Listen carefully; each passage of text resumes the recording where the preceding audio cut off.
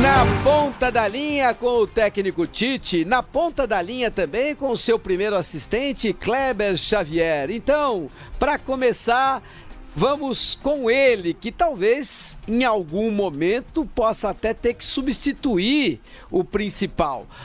Tenha que substituir aquele que é o grande durante a Copa do Mundo. Você está preparado para assumir o posto, meu amigo?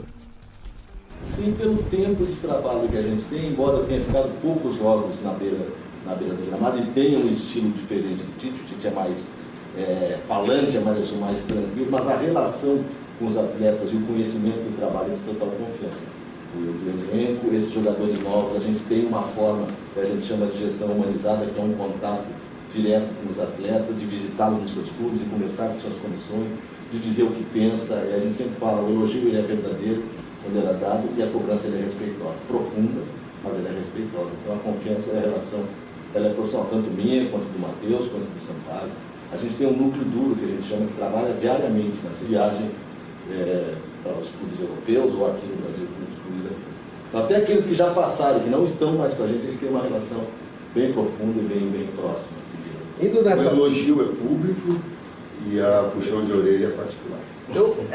Eu discordo um pouco do elogio, eu discordo um pouco do puxão de orelha particular, porque eu acho que o Vitor Pereira traz uma coisa interessante, que é um profissionalismo que eu acho que o futebol precisa, que é de poder criticar taticamente, não criticar em termos de ética, em termos de costume, em termos de comportamento, mas taticamente o jogador na coletiva. Eu gosto dessa ideia do Vitor Pereira, eu acho que todos somos profissionais e temos que trabalhar profissionalmente, mas é um ponto de vista pessoal esse. Indo na toada do Neto, na questão do Neymar, o Nelson Rodrigues costumava dizer que ele ia ao Maracanã para ver os diferentes, né? Então o diferente é o diferente. Só que o futebol hoje ele tem muita ocupação de espaço, tem cada vez menos espaço, é muito coletivo. E aí a minha pergunta em cima disso, o Neymar é o diferente da seleção brasileira, mas ele tem que cumprir uma função tática. Você está preparado para essa função tática? Ele está preparado para cumprir essa função tática? Ou a seleção brasileira ainda dá a possibilidade de jogar com o Neymar bem livre e ele é o único que não tem essa obrigação? A pergunta tática é interessante nesse modo, vamos ver se eu consigo. Primeiro que a tática ela é feita para potencializar a qualidade e as virtudes técnicas dos atletas. Esse é o objetivo. O quanto mais rápido a seleção brasileira tomar a bola, e essa pressão imediata, essa pressão pós-perda, essa perde, pressiona, chame o que quiser, é para te mais rapidamente retomar a posse de bola e mais longe o adversário possa estar no teu gol. Para fazer o quê? Para encher bola dos atacantes, para criar oportunidade para que eles possam ter essa posse de bola. Então, esse processo criativo, ele te traz. Essa é a forma com que a gente busca. Ele faz, sim, cumpre bem. Eu falei antes do PSG. Porque dos três homens da frente, teoricamente, podia ser com os três lugares. Quem vem a decompor mais é ele. Então ele tem essa percepção, nós temos essa convicção nesse aspecto. Só para ter um detalhe importante, a gente começou em 2001. Em 2012 aconteceu um fato no Grêmio, que é a questão do Gilberto, quando eu disse colocar para fora a cobrança. A nós não interessa colocar ao público, interessa colocar ao grupo de trabalho. Uma coisa que tu aprendeu com o Gilberto da Telecine, né? Ele sempre fala, e eu guardo isso para nós, mudou muito a relação com o atleta. O Gilberto, até para a pessoa entender como é essa externar de forma pública. Eu, quando atleta, o técnico, para mim, ele poderia me cobrar. E poderia, inclusive, me escalar se não fosse. Eu não fui um atleta de alto nível, e não estou falando isso como fingir da modéstia, não, é porque é verdade. Mas me respeite, não me exponha de forma pública na frente do grupo ou individualmente me cobre. Porque é assim, excelência é assim. Né? E o Gilberto, aí eu cobrei um atleta individualmente, eu não sei se foi ele, não foi ele, dando volta e querendo falar contigo. O que é? Não, mas ele saiu, eu podia era com casa. É cobrança individual, eu sei que tu respeitas os atletas. Mas, como regra para o grupo, todos nós temos que ficar sabendo. O Marcão, do Palmeiras, me disse a mesma coisa. Estava num momento, ele disse assim, eu falei, Marcão, a gente tem que cuidar para não... Os nossos problemas a gente resolve quando eles são mais impactantes, não aqueles que dá para externar. Um posicionamento tático, como tu colocou, dá para externar e abrangente, dá para colocar. Tanto é que nós estamos falando em termos táticos. mas dizer assim, não cuida desse senhor. E eu guardo para mim também. Dizer, ele tem a capacidade de dizer para nós quando a gente está certo e tu diz onde está errado na nossa frente. Isso me dá norte.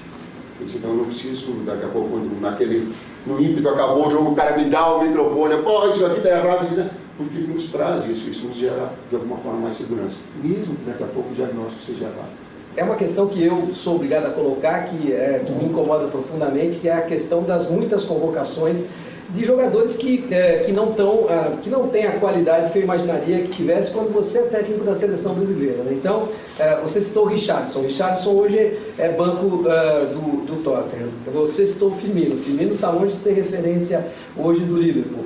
O Daniel Alves joga numa equipe fraca do México, que até agora, em 6 jogos, não ganhou nenhuma partida, e ele não faz nenhuma grande atuação por lá. Aí o Felipe Coutinho é banco do Aston Villa.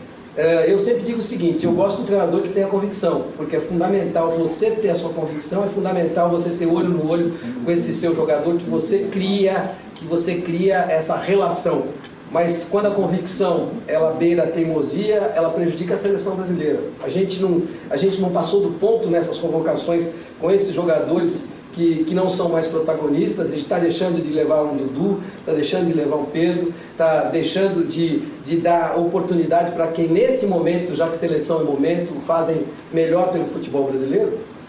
Está trazendo uma pergunta educadamente dizendo que eu sou teimoso. E eu educadamente estou dizendo por ti que não sou teimoso.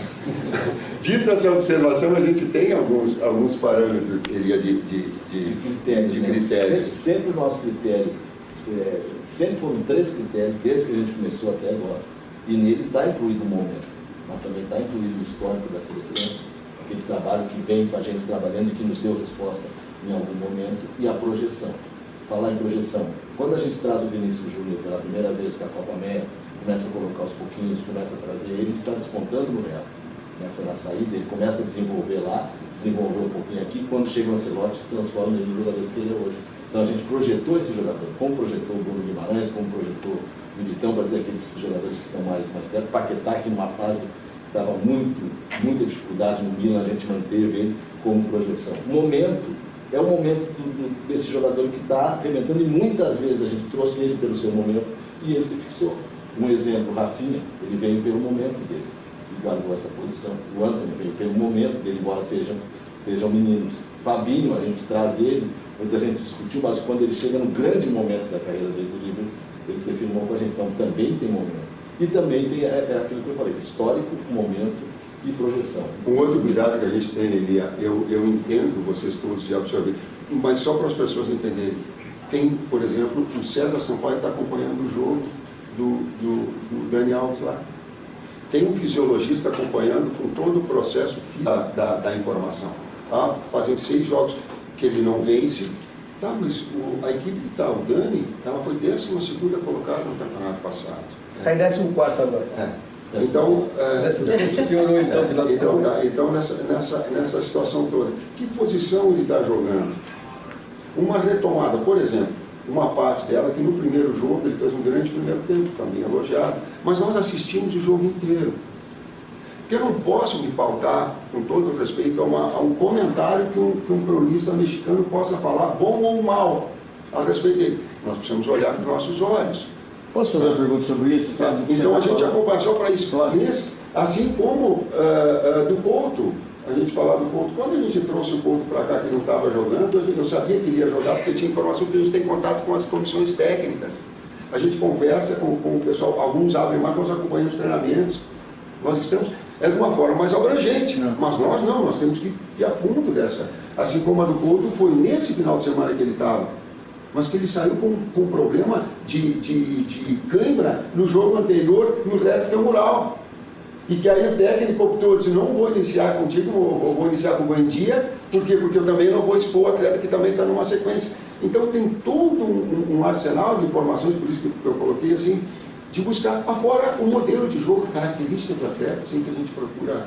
O papo tá bom.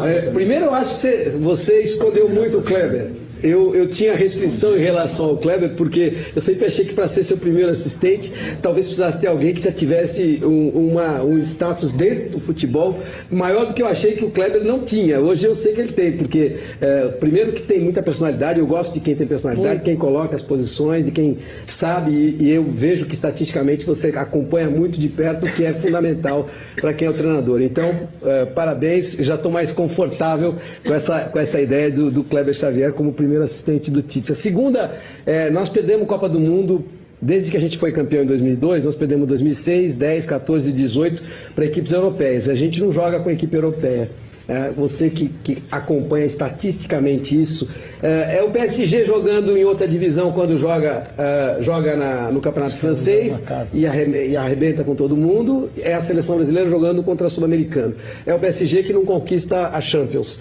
Será assim com a seleção brasileira na Copa do Mundo em relação ao que faz É muito relativo, porque na Copa passada, um pouquinho antes da Copa, a gente enfrentou a Inglaterra em Wembley, enfrentou a Alemanha em Berlim depois do 7-1, que era um peso para nós, e ganhamos lá em Berlim, e ganhamos da Áustria, e ganhamos da Croácia, que foi vice-campeã. Entretanto, no Mundial a gente não conseguiu ir mais do que a gente queria. A gente imaginava ir um pouco mais e ficou um sentimento contra a Bélgica de não ter ido um pouco mais. Então agora a gente sempre fala, a gente usa muito o termo, o ideal e o real. O ideal seria o enfrentamento. E a gente, eu não consigo entender ainda como ainda tem gente, amigos, torcedores, gente do futebol, imprensa, que não compreende que a gente não joga contra os europeus porque a gente não pode, porque não tem data. Porque não consegue, porque o que a gente mais queria era ter jogado com essas seleções. Se eu tenho inveja das seleções passadas, é que eles jogavam contra essas seleções. A gente não consegue. Mas isso não pode ser para nós esse pensamento de mundo ideal. A gente tem que ser para nós do mundo real. Vamos nos preparar do jeito que dá, contra a Gana, contra a Tunísia, né? Mas os nossos jogadores jogam, e eles conversam entre eles, e muitos deles também sentem a falta de jogar, mais contra uma Argentina, de jogar contra essas seleções que está agora, né? A gente vai com seleções, a Argentina muito bem no seu momento, o Equador é uma seleção que surpreendeu muito e merece estar na Copa, uma seleção física muito forte, muito bem trabalhada, e a evolução que a seleção uruguaia teve agora com uma nova comissão nos últimos jogos. Mas não dá para comparar com Bélgica, com França e Alemanha, né? Eu não sei. Na ideia do talvez. Aí todos nós falávamos há 2 anos atrás que a Itália tinha retomado o seu grande padrão, não é? Foi bom. Aí eu vi o jogo contra a Espanha, digo assim, o resultado do desempenho, o resultado do jogo. O resultado do desempenho não foi o resultado do jogo. Aí ela veio e agora ficou fora da Copa. Então, aí veio pegar a Argentina atropelou 3-0. Eu não estou dizendo que não é, mas eu estou dizendo que talvez nos falta referencial. Esse é o problema do falta. Para terminar, Tite, só uma coisa importante. Você vai encerrar a sua carreira como treinador da seleção brasileira, isso é fato, depois da Copa, e a gente torce muito para que seja como campeão. Agora, do seu resultado depende o seu sucessor, né? Porque se você for campeão, facilita muito a vida de um treinador brasileiro assumindo o seu lugar. Se ele não for campeão, aí vem mais aquela questão do técnico estrangeiro como forte para poder assumir a seleção, que o técnico brasileiro talvez não tenha essa condição. O que você pensa disso? É mais uma pressão? A primeira, duas partes. Primeiro, o término de uma etapa é um sinal de maturidade e porque eu sou mais inteligente do que vaidoso. Essa é a primeira parte como técnico. A segunda é que eu não me dou o direito ético de falar, e nunca o fiz, nem em clubes, nem no Corinthians daqui a pouco, de sugerir algum. Que as pessoas que tenham a responsabilidade possam fazer esse ciclo, essa sequência de trabalho, que ela possa. Planejem-se para fazer, porque faz parte do jogo da vida se planejar. Maravilha. Encerramos aqui agradecendo muito. O que mais me marcou nessa conversa toda é que nós estamos em boas mãos. Eu tenho algumas discordâncias, acho que a seleção é muito momento, que o treinador é mais selecionador do que treinador, né? O Michael Jordan um dia me disse o seguinte: o melhor treinador que eu tive foi na minha base, quando eu queria o meu time, aqueles 5, aqueles 6 que jogassem, e o treinador falou: esses 5 jogam, mas quando eu olho para o banco, eu quero achar alguém que possa mudar aquilo que está acontecendo na partida. E eu aprendi isso quando eu tinha 15 anos. Eu nunca esqueci. Phil Jackson também Phil falava Jackson que o também. espírito de equipe ele é fundamental para que potencialize a individualidade. Dá um livro para cada moleque. É interessante. O Tite tem o costume de dar livro. E convoca os caras também, que é bastante. Joga muito, tá fazendo tava junto, tá na lista também. Scarpa joga muito, tem sido jogador do campeonato estadual. É verdade. Pronto, mais Obrigado. Valeu. Obrigado.